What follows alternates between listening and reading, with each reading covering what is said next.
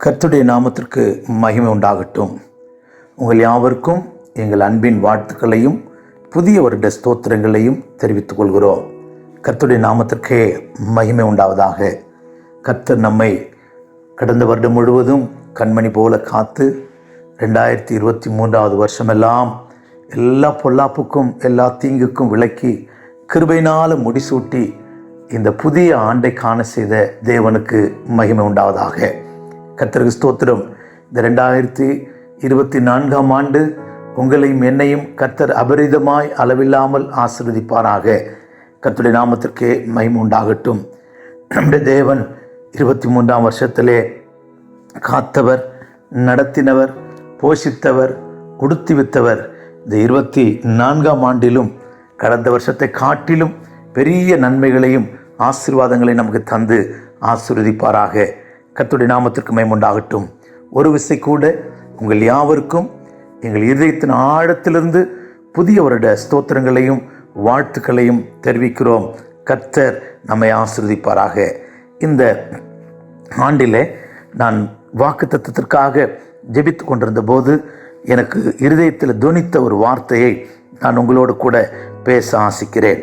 உபாகம புஸ்தகம் 7ஆம் அதிகாரம் 14வது வசனம். சகல ஜனங்களை பார்க்கிலும் நீ ஆசீர்வதிக்கப்பட்டிருப்பாய்.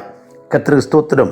இந்த வார்த்தை என் உள்ளத்திலே துணித்து கொண்டே இருந்தது. அதையே நான் ஜெபித்து வாக்குத்தத்தமாய் உங்களோடு கூட பேசுகிறேன். Deuteronomy chapter 7 verse 14. Thou shalt be blessed above all people. கர்த்தருக்கு ஸ்தோத்திரம். சகல ஜனங்களை பார்க்கிலும் நீ ஆசீர்வதிக்கப்பட்டிருப்பாய். கர்த்தர் நம்மை இந்த புதிய ஆண்டில் எல்லா ஜனங்களை விட கர்த்தர் நம்மை ஆசீர்வாதமாக வைக்கப் போகிறார். கர்த்தருடைய நாமத்திற்கு மகிமை உண்டாகட்டும். ஏன் கர்த்தர் நம்மை சகல ஜனங்களை விட ஆசீர்வாதமாக வைக்கப் போகிறார் என்பதற்கு சில காரியங்களை நாம் வேதத்திலிருந்து நாம் தியானிக்க போகிறோம். கர்த்தருடைய நாமத்திற்கு மகிமை உண்டாகட்டும்.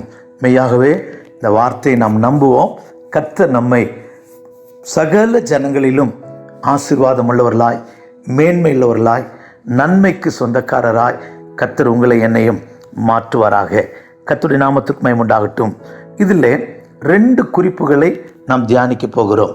சகல ஜனங்களிலும் சகல ஜாதிகளும், above all people and above all nations. கர்த்தருக்கு ஸ்தோத்திரம். 2 விதமாய் நம்மை கர்த்தர் ஆசீர்வதிக்க போகிறார். கர்த்தருடைய நாமத்திற்கு மகிமை உண்டாகட்டும்.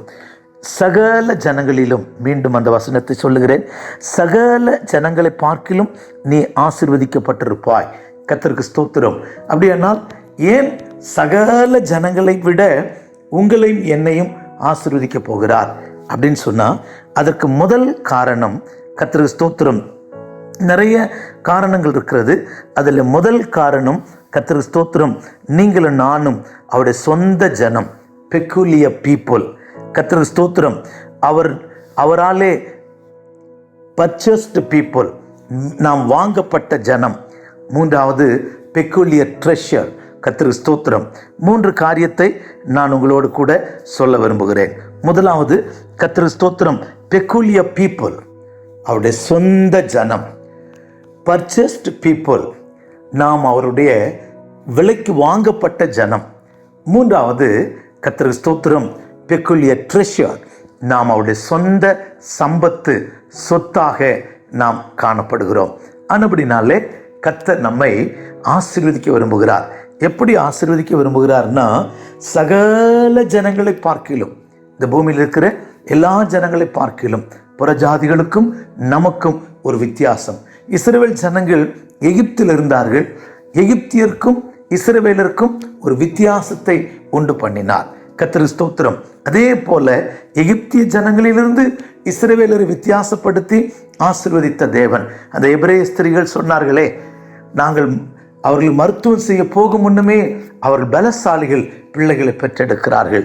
அதுபோல கர்த்தர் மற்றவர்களை விட உங்களையும் என்னையும் ஆசீர்வதிக்க போகிறார், மேன்மைப்படுத்த போகிறார். கர்த்தருக்கு ஸ்தோத்திரம். இன்னும் கூட கர்த்தருக்கு ஸ்தோத்திரம், ஊழியம் செய்கிறவனுக்கும் ஊழியம் செய்யாதவனுக்கும் உள்ள ஒரு வித்தியாசம். கர்த்தருக்கு ஸ்தோத்திரம். அப்படி ஒரு வித்தியாசமாய் கர்த்தருடைய பிள்ளைகளையும் உலகத்தின் பிள்ளைகளுக்கும் ஒரு வித்தியாசம் உண்டாக்குற விதத்திலே கர்த்தர் சகல ஜனங்களிலும் கர்த்தர் உங்களையும் என்னையும் ஆசீர்வதிக்க போகிறார். கர்த்தருக்கு ஸ்தோத்திரம். முதலாவது உபாகம புஸ்தகம் 14ஆம் அதிகாரத்திலே நாம் படிக்கும்போது 2வது வசனத்திலே, நீங்கள் உங்கள் தேவனாகிய கர்த்தருக்கு பரிசுத்தமான ஜனங்கள், பூமியின் மீதெங்கும் உள்ள எல்லா ஜனங்களிலும் உங்களையே கர்த்தர் தமக்கு சொந்த ஜனங்களாக இருக்க தெரிந்து கொண்டார்.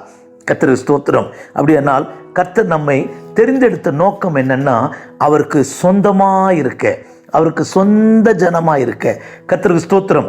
உபாகமம் 26:18 பாருங்கள். 26:18 டியூட்ரானமி. கர்த்தரும் உன் வாக்கு கொடுத்து கர்த்தரும் உனக்கு வாக்கு கொடுத்து உனக்கு சொல்லியிருக்கிறபடி நீ என்னுடைய கட்டளைகள் எல்லாம் கை கொண்டால் எனக்கு சொந்த ஜனமாயிருப்பாய் என்று கர்த்தர் சொல்லியிருக்கிறார். கர்த்தர் ஸ்தோத்திரம். இன்னும் கூட கர்த்தர் ஸ்தோத்திரம். தீத்துவின் புஸ்தகத்திலே 2ஆம் அதிகாரத்திலே நாம் படிக்கும்போது, தீத்துவின் புஸ்தகத்திலே 2ஆம் அதிகாரம் 14வது வசனத்தை நாம் வாசிக்கும்போது, அங்கே ஆண்டவர் இன்னொரு வார்த்தை சொல்லுகிறார். கர்த்தருடைய நாமத்திற்கு மகிமை உண்டாவதாக. 2:14 டைட்டஸ். அவர் நம்மை சகல அக்கிரமங்கள் நின்று மீட்டு தமக்குரிய சொந்த ஜனங்களாகவும் நற்கிரியை செய்ய பக்தி வைராக்கியம் உள்ளவர்களாகவும் நம்மை சுத்திகரிக்கும்படி தமக்காக தம்மை தாமே ஒப்பு கொடுத்தார். நான் வாசித்த உபாகமம் 14:2, 26:18, தீத்துவின் புஸ்தகத்தில் 2:14 படிக்கும் போதும் இன்னொரு வசனம் கூட நான் சொல்லுகிறேன். கர்த்தர் ஸ்தோத்திரம்.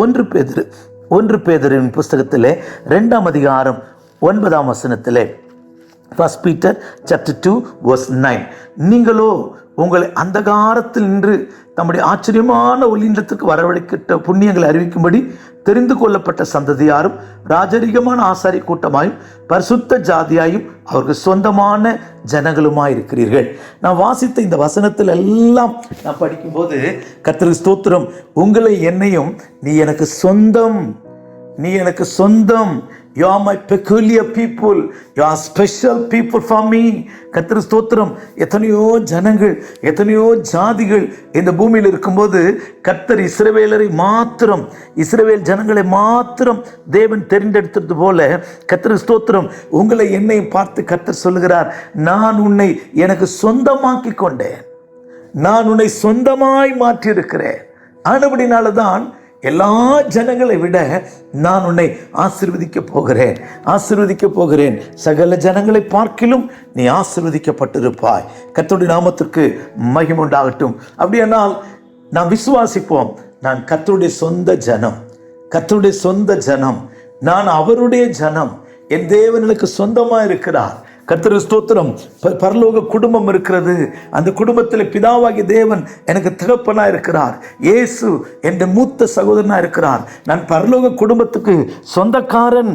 ஆனபடினாலே நான் எல்லா ஜனங்களை விட ஆசீர்வாதமாக இருக்க போகிறேன். மற்ற எல்லாரை காட்டிலும் கர்த்தர் என்னை ஆசீர்வதிக்க போகிறார். இந்த 2024ஆம் ஆண்டு மற்ற எல்லாரை பார்க்கிலும் என்னை ஆசீர்வாதமாய் வைக்கிற ஆண்டு. நீ விசுவாசிப்பாயாக. ஒரே ஒரு காரணம், we are a peculiar people of God. We are a peculiar people of God. நாம் தேவனுக்கு சொந்தமான ஜனம். இயேசுவை குறித்து படிக்கிறோம். அவர் தமக்கு சொந்தமானதிலே வந்தார், சொந்தமானவர்களோ அவரை ஏற்றுக்கொள்ளவில்லை. புறஜாதியாராகிய நம்மிடத்தில் வந்தார், நாம் அவரை ஏற்றுக்கொண்டோம். கர்த்தருக்கு ஸ்தோத்திரம். ஆனபடினால்தான் யோவான் 1:12 சொல்லுகிறது, அவர் நாமத்தின் மேல் விசுவாசம் உள்ளவர்களாய் அவரை ஏற்றுக்கொண்டவர்கள் எத்தனை பேர்களோ அத்தனை பேர்களும் அவருடைய பிள்ளைகளாகும்படி அதிகாரம் கொடுத்தார் என்று சொல்லப்பட்டிருக்கிறது. கர்த்தருக்கு ஸ்தோத்திரம். நாம் அவரை ஏற்றுக்கொண்டோம், அவர் நம்மை ஏற்றுக்கொண்டார். கர்த்தருக்கு ஸ்தோத்திரம். ஆனபடினாலே நாம் தேவனுடைய பிள்ளைகளாய் மாறி இருக்கிறோம். அவர் நமக்கு தகப்பனாய் மாறி இருக்கிறார். ஆனபடினால்தான் என்னை அவர் ஏற்றுக்கொண்டதினாலும் நான் அவரை ஏற்றுக்கொண்டதினாலும் அவருக்கு நான் சொந்தமாகிவிட்டேன். அவர் எனக்கு சொந்தமாகிவிட்டார். ஆனபடினால்தான் என்னை பார்த்து சொல்லுகிறார், சகல ஜனங்களை பார்க்கிலும் நீ ஆசீர்வதிக்கப்பட்டிருப்பாய். 2வது, கர்த்தருக்கு ஸ்தோத்திரம், பர்ச்சேஸ்டு பீப்புள். நீங்களும் நானும் விலைக்கு வாங்கப்பட்ட ஜனம். 1 பேதுருவின் புஸ்தகம் 1ஆம் அதிகாரம் 18வது வசனத்திலே நாம் படிக்கும்போது, கர்த்தருக்கு ஸ்தோத்திரம், அங்கே நிருபக்காரன் இவ்விதமாய் சொல்லுகிறான். கர்த்தருக்கு ஸ்தோத்திரம், எப்படி கர்த்தர் நம்மை விலைக்கு வாங்கியிருக்கிறார் என்று சொன்னால், நீங்கள் 17-18 வாசிக்கிறேன். உங்கள் முன்னோர்களால் பாரம்பரியமாய் நீங்கள் அனுசரித்து வந்த வீணான நடக்கினின்று அழிவுள்ள வஸ்துக்களாகிய வெள்ளினாலும் பொன்னினாலும் மீட்கப்படாமல் குற்றமில்லாத மாசற்ற ஆட்டுக்குட்டியாகிய இயேசு கிறிஸ்துவின் விலையேற பெற்ற இரத்தத்தினாலே மீட்கப்பட்டீர்கள் என்று அறிந்திருக்கிறீர்களே. கர்த்தருக்கு ஸ்தோத்திரம். மார்ஜின் பைபிள்ல இங்கே தமிழ்ல மீட்கப்பட்டீர்கள் என்றதுக்கு பர்ச்சேஸ்ட் வாங்கப்பட்டோம். கர்த்தருக்கு ஸ்தோத்திரம். விலைக்கு வாங்கப்பட்டோம். இன்னும் கூட ஒரு வசனம் கூட சொல்லுகிறேன். 1 கொரிந்தியர் 6ஆம் அதிகாரத்திலே நாம் படிக்கும்போது 1 கொரிந்தியர் 6ஆம் அதிகாரத்திலே 19-20 வசனங்களை வாசிக்கும்போது, உங்கள் சரீரமானது நீங்கள் தேவனாலே பெற்றும் உங்கள் தங்கியும் இருக்கிற பரிசுத்த ஆவியினுடைய ஆலயமாய் இருக்கிறது என்றும் நீங்கள் உங்களுடையவர்கள் அல்லவென்றும் அறியீர்களா? கிரயத்திற்கு கொல்லப்பட்டீர்களே. ஆகையால் தேவனுக்கு உடையவர்களாகிய உங்கள் சரீரத்தினாலும் உங்கள் ஆவியினாலும் தேவனை மகிமைப்படுத்துங்கள். கர்த்தருடைய நாமத்திற்கு மகிமை உண்டாகட்டும். கர்த்தர் நம்மை கிரயம் கொடுத்து சொந்த இரத்தத்தை சிந்தி அவருடைய இரத்தத்தை விலையாய் கொடுத்து நம்மை மீட்டெடுத்திருக்கிறாரா? கர்த்தருடைய நாமத்திற்கு மகிமை உண்டாகட்டும். விலையேற பெற்றோனாய் உன்னை மாற்ற விலையாக ஈந்தனரே, விலையேற பெற்றோனாய் உன்னை மாற்ற விலையாக ஈந்தனரே. தன்னுடைய முழு இரத்தத்தையும் கர்த்தர் இந்த பூமியிலே சிந்தி உங்களை என்னையும் இரத்தத்தினாலே மீட்டெடுத்திருக்கிறார். இதைதான் கர்த்தருக்கு ஸ்தோத்திரம். நீங்கள் உங்களுடையவர்கள் அல்ல. You are not belongs to you. You are mine. நீங்கள் என்னுடையவர்கள், நீங்கள் எனக்கு சொந்தம், நான் உங்களை விலை கொடுத்து வாங்கியிருக்கிறேன் என்று கர்த்தர் சொல்லுகிறார். இன்னும் கூட இதை தெளிவாய் புரிந்து கொள்வதற்கு அப்போஸ்தலர் நடபடிகள் 20ஆம் அதிகாரத்திலே 28வது வசனத்திலே நாம் படிக்கும்போது, Acts chapter 20 verse 28, ஆகையால் உங்களை குறித்தும் தேவன் தம்முடைய சுய இரத்தத்தினாலே சம்பாதித்து கொண்ட தமது சபையை மேய்ப்பதற்கு பரிசுத்த ஆவி உங்களை கண்காணிகளாய் வைத்த மந்தை முழுவதை குறித்தும் எச்சரிக்கையாருங்கள்.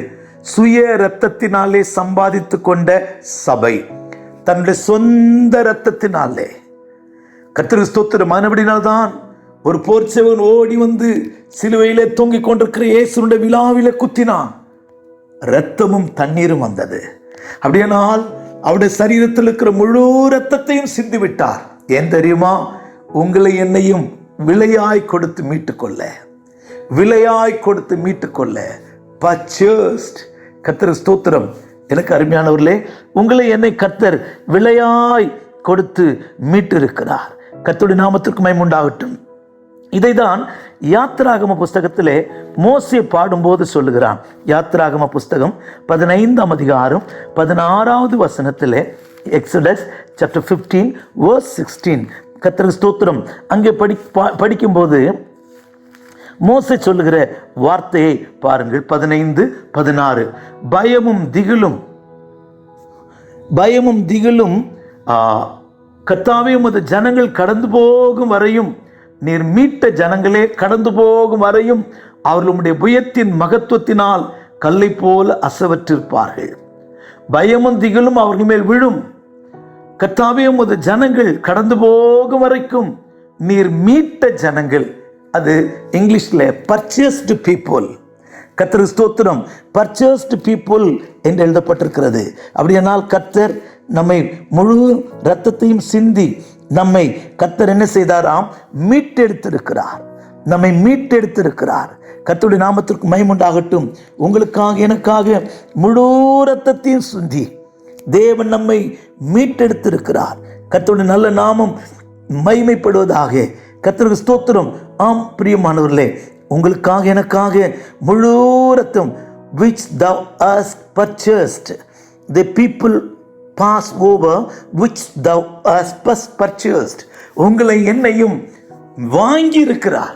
இரத்தத்தை சிந்தி பஸ்கா பலியிடப்பட்டதினாலே, பஸ்காவின் இரத்தத்தினாலே கர்த்தர் நம்மை மீட்டெடுத்திருக்கிறார். இதையே கூட இன்னும் கொஞ்சம் தெளிவாய் படிக்க வேண்டுமானால் கர்த்தருக்கு ஸ்தோத்திரம்.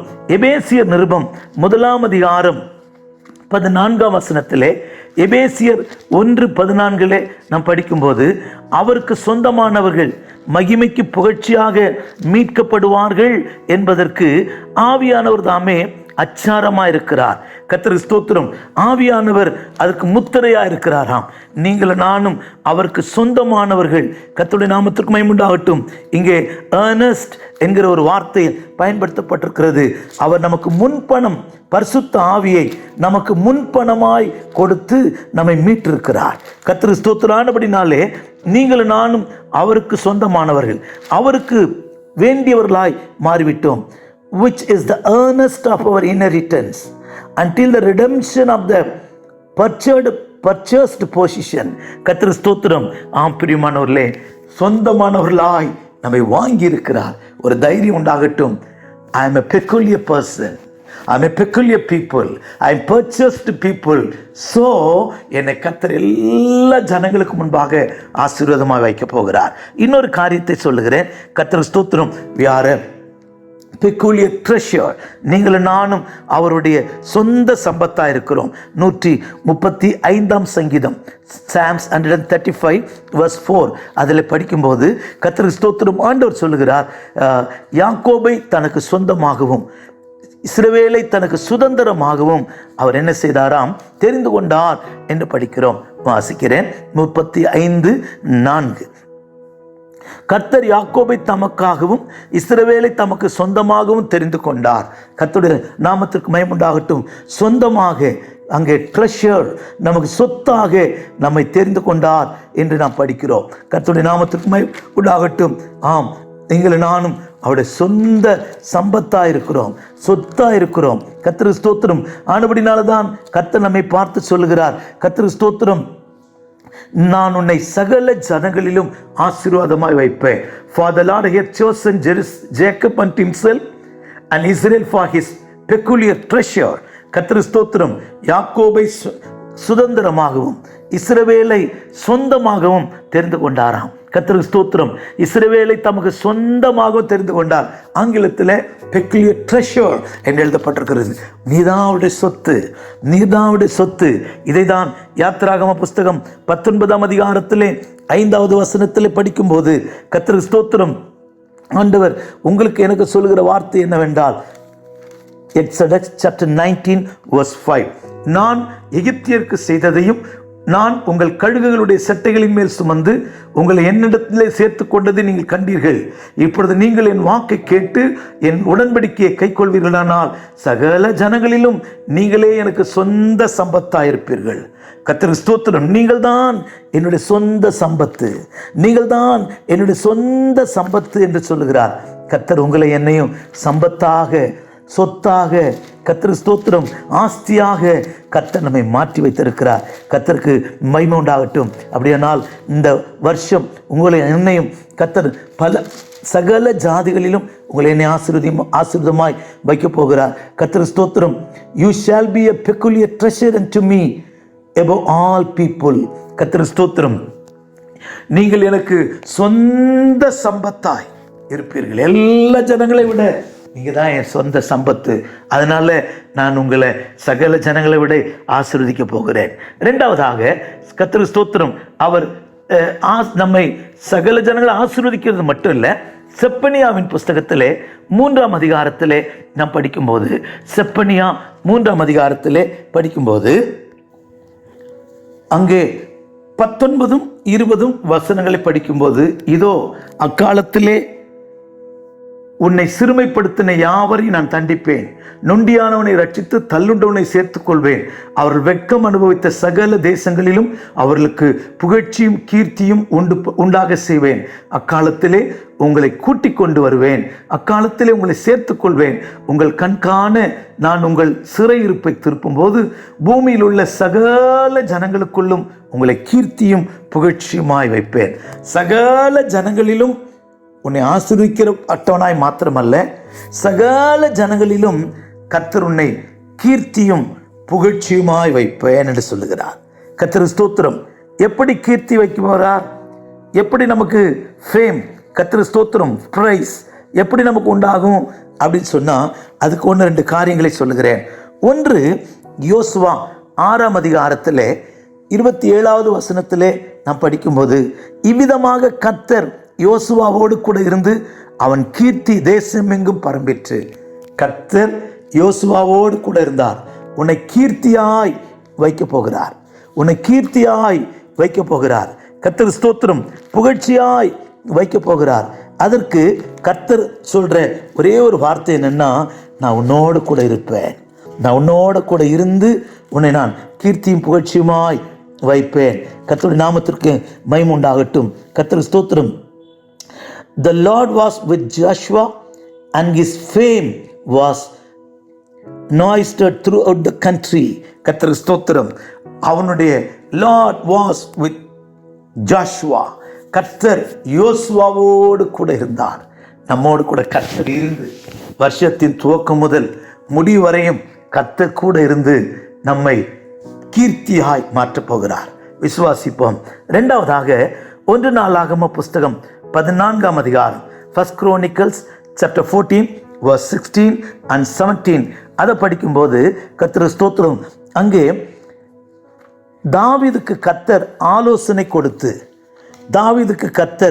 ஆலோசனை கொடுத்து யுத்தத்துக்கு போக வேண்டிய வழிகளை எல்லாம் சொல்லி கொடுத்து அவனுக்கு ஜெயம் தந்து அவனுக்கு கர்த்தர் ஸ்தோத்திரம் கீர்த்தி உண்டு பண்ணினார் என்று படிக்கிறோம். 1 Chronicles chapter 14 verse 17. அப்படியே தாவீதின் கீர்த்தி சகல தேசங்களிலும் பிரசித்தமாகி அவனுக்கு பயப்படுகிற பயத்தை கர்த்தர் ஜாதிகளின் மேல் சகல ஜாதிகளின் மேலும் வரப்பண்ணினார். இங்கே படிக்கும்போது தாவீது 14வது வசனத்திலிருந்து படிக்கும்போது, பெலிஸ்தியருக்கு விரோதமா யுத்தம். அவன் கர்த்தரிடத்தில் போய் விசாரித்தான். நீ முசுக்கொட்டை செடிக்குள்ளே ஒளிஞ்சுக்கோ. பெலிஸ்தியர் கடந்து போகும்போது அந்த ஓசை கேட்கும். அவங்க எல்லாம் கடந்து போன பிறகு பின்னாடி போய் அவர்களை நீ வெற்றிக்கொள், ஜெயக்கொள் என்று கர்த்தர் ஆலோசனை கொடுத்தார். கர்த்தர் அவனோடு கூட இருந்தார், ஜெயம் கொடுத்தார். இந்த 2024 ஆலோசனை கர்த்தராக, உனக்கு ஜெயம் கொடுக்கிற கர்த்தராக, எல்லாவற்றுக்கும் மேலாய் சத்துருக்களின் மேல் ஜெயம் எடுக்கிற கர்த்தர் கிருபையை தந்து உன்னையும் என்னையும் கர்த்தர் ஸ்தோத்திரம் புகழ்ச்சியாய் கீர்த்தியாய் கர்த்தர் நம்மை வைக்க போகிறார். எத்தனை பேர் விசுவாசிக்கிறோம்? எத்தனை பேர் நம்புகிறோம்? என்னை கர்த்தர் புகழ்ச்சியாய் கீர்த்தியாய் வைக்க போகிறார். கர்த்தருடைய நாமத்திற்கு மகிமை உண்டாகட்டும். ஆமாம், கர்த்தருடைய நல்ல நாமம் மகிமைப்படட்டும். The Lord brought the fear of them upon all nation. அதுக்கு முன்னாடி the fame of the David went into all lands. The fame of the David went to all lands. தாவீதினுடைய கீர்த்தி தேசமெங்கும் பரம்பிற்று. இன்னும் கூட ஒன்றை சொல்வேன். இது யோசுவாவில கர்த்தர் கூட இருந்து தாவீதுக்கு கர்த்தர் ஜெயம் கொடுத்து, இன்னும் சொல்ல போனால் ஏசாயா 55:13 படிக்கும்போது, ஏசாயா 55:13 படிக்கும்போது கர்த்தர் எப்படி ஜெயம் தர போறார் அப்படின்னு சொன்னா, கர்த்தர் ஸ்தோத்திரம், முச்செடிக்கு பதிலாக தேவதாரு விருட்சம் முளைக்கும், காஞ்சோரிக்கு பதிலாக மிருது செடி எழும்பும். அது கர்த்தருக்கு நித்திய கீர்த்தியாகவும் நிர்மூலமாகாத நித்திய அடையாளமாகவும் இருக்கும். கர்த்தர் உன்னை சகல சாதிகளிலும் கர்த்தர் ஆசீர்வாதமாய் கீர்த்தியாய் வைக்க போகிறார். முச்செடிக்கு பதிலாக கர்த்தர் ஸ்தோத்திரம் என்ன முளைக்குமாம்? முச்செடிக்கு பதிலாக தேவதாரு முளைக்கும். முள்ளான சுபாவம், நமக்குள்ள இருக்கிற சுபாவங்களை மாற்றி தெய்வீக சுபாவம் தந்து, காஞ்சோரிக்கு பதிலாக கர்த்தர் ஸ்தோத்திரம் மிருது செடி. காஞ்சோரி என்பது வேதனைப்படுத்துகிற சுபாவம். மற்றவர்களை வேதனைப்படுத்துகிற சுபாவத்தெல்லாம் விடுதலையாக்கி தரிசனம் உள்ள மிருது செடி என்பது தரிசனம் உள்ள ஜீவியத்தை காண்பிக்கிறது. தரிசனம் உள்ள ஜீவியத்தை கர்த்தர் தந்து நம்மை கனப்படுத்த போகிறார். கர்த்தருடைய நாமத்துக்கு மகிமை உண்டாகட்டும். இப்போ 2 காரியத்தை தியானித்தோம். கர்த்தர் ஸ்தோத்திரம், சகல ஜனங்களிலும் கர்த்தர் மேன்மையை வைப்பார், சகல ஜனங்களிலும் கர்த்தர் கீர்த்தியை வைப்பார். இப்பொழுது சகல ஜாதிகளிலும் கர்த்தர் ஸ்தோத்திரம் என்ன செய்ய போகிறார்? உபாகம புஸ்தகத்திலே இந்த ஒரு குறிப்பையும் சொல்லி நான் நிறுத்துகிறேன். 28ஆம் அதிகாரத்திலே, உபாகமம் 28ஆம் அதிகாரத்திலே நாம் படிக்கும்போது முதல் வசனத்திலே கர்த்தர் ஆண்டவர் சொல்றார், கர்த்தர் ஸ்தோத்திரம், இதோ உனக்கு விதிக்கிற உன் தேவனாகிய கர்த்தருடைய கட்டளையின்படி எல்லாம் செய்ய நீ கவனமாய் இருக்கும்படி அவர் சத்தத்துக்கு உண்மையாய் செவி கொடுப்பாயானால் உன் தேவனாகிய கர்த்தர் சகல பூமியில் உள்ள ஜாதிகளிலும் உன்னை மேன்மையாக வைப்பார். மேன்மையாய் கர்த்தர் வைப்பாராம். கர்த்தர் ஸ்தோத்திரம். கர்த்தர் சகல ஜாதிகளிலும் உன்னை கர்த்தர் மேன்மையாய் வைக்கிற நாட்கள். கர்த்தர் ஸ்தோத்திரம். இதை ஆங்கிலத்தில் படிக்கும்போது கர்த்தர் ஸ்தோத்திரம், The Lord thy God will set thee on high above all nations. உன்னை கர்த்தர் சகல ஜாதிகளிலும் உயர்ந்த இடத்திலே, மேன்மையான இடத்திலே, சிறந்த இடத்திலே கர்த்தர் உன்னை வைப்பாராம். கர்த்தர் ஸ்தோத்திரம்.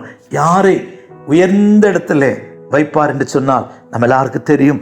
ஏசாயா 58ஆம் அதிகாரத்திலே 13-14 வசனங்களை படிக்கும்போது, ஓய்வு நாளை யாரெல்லாம் மனமகிழ்ச்சி நாளாய், சந்தோஷத்தின் நாளாய், கர்த்தருடைய நாளாய் ஆசரிக்கிறோமோ அவங்க எல்லாரையும் கர்த்தர் உயர்ந்த இடத்துல, கர்த்தருக்கு ஸ்தோத்திரம், ஏறி இருக்க பண்ணுவார்.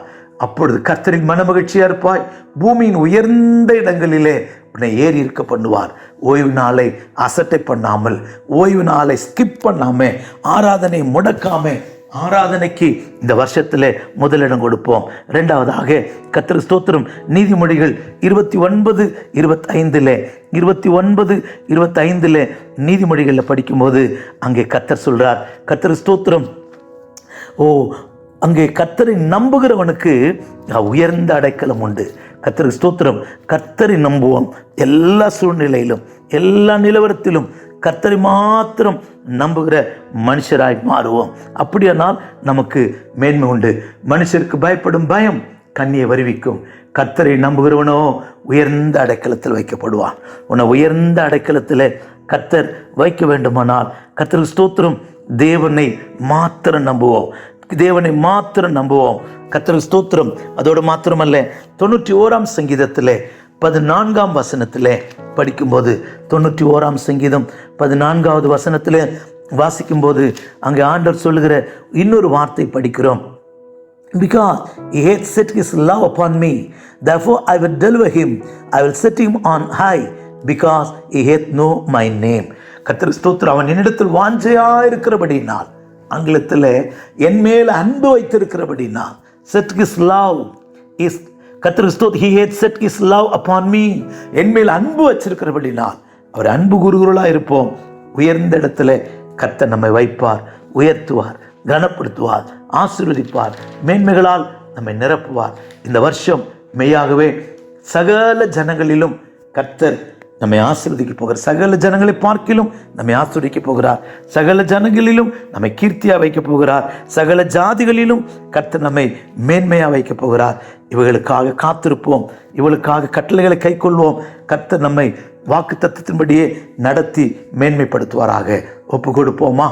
எங்கள் நல்ல இயேசுவே, உம்மை நன்றியோடு ஸ்தோத்தரிக்கிறோம். ஆண்டவரே, நீர் எங்களுக்கு இந்த புதிய வருஷத்தை தந்து, இந்த புதிய வருஷத்திலே எங்களுக்கு ஒரு நல்ல வாக்குத்தத்தத்தை தந்திருக்கிறீரே, அதற்காக ஸ்தோத்திர சுவாமி. சகல ஜனங்களிலும் நீ ஆசீர்வதிக்கப்பட்டிருப்பாய். கர்த்தாவே, நாங்கள் சொந்த ஜனம், சொந்த சம்பத்து, தாவி விலைக்கு வாங்கப்பட்ட ஜனம். ஆனபடினாலே எங்களை ஆசீர்வாதமாய் வைக்க போகிறீர். அதற்காக ஸ்தோத்திரம். நாங்கள் ஆண்டவரே சகல ஜாதிகளிலும் ஆண்டவரே மேன்மையாய் வைப்பேன் சொல்லியிருக்கிறீர். ஆண்டவரே, நாங்கள் மேன்மையாக இருப்பதற்கு உண்மையில் அன்பு வைக்க, உண்மை கர்த்தாவை அண்டிக் கொள்ள, உண்மையை நம்ப, ஓய்வு நாளை ஆசரிக்கிற மனுஷராய் எங்களை மாற்றும். எல்லாவற்றுக்கும் மேலாய் கீர்த்தியும் புகழ்ச்சியுமாய் வைப்பேன். எங்கே வெட்கப்பட்டோமோ, எங்கே அவமானப்பட்டோமோ, ஆண்டவரே, கடந்த வருஷத்தில் பட்ட அவமானங்களுக்கு முன்பாக எங்களை மேன்மைப்படுத்த போகிறீர். ஆண்டவரே, அதற்காக எங்களை தாழ்த்துகிறோம். ஆண்டவரே, கர்த்தருக்கு ஸ்தோத்திரம். எங்களை கீர்த்தியாய் தாவீது ஆலோசனை தந்து அவனை கீர்த்தியாக்கினீர். யோசுவாவோடு நீர் கூட இருந்து அவனுடைய பெயரை கீர்த்திப்படுத்தினீர். ஆமாண்டவரே, நாங்களும் சுபாவத்தில் மாற்றப்பட்டு உமக்கு நித்திய கீர்த்தியாய் மாற எங்களுக்கு உதவி செய்யும். கிருபை நன்மை எங்களை தொடர்ந்து நடத்தட்டும். எங்களை ஆசீர்வதியும். இயேசுவின் நாமத்தில் ஜெபிக்கிறோம் நல்ல பிதாவே. ஆமேன், ஆமேன். கர்த்தர் உங்களை ஆசீர்வதிப்பாராக. ஒரு விசை கூட புதிய வருஷ வாழ்த்துக்களையும் ஸ்தோத்திரங்களை தெரிவிக்கிறோம். நன்மைகளாலும் கிருபைகளாலும் கர்த்தர் உங்களை முடிசூட்டுவாராக. கர்த்தர் உங்களை மேன்மைப்படுத்தி ஆசீர்வதித்து கனப்படுத்துவாராக. Praise the Lord. ஆமேன்.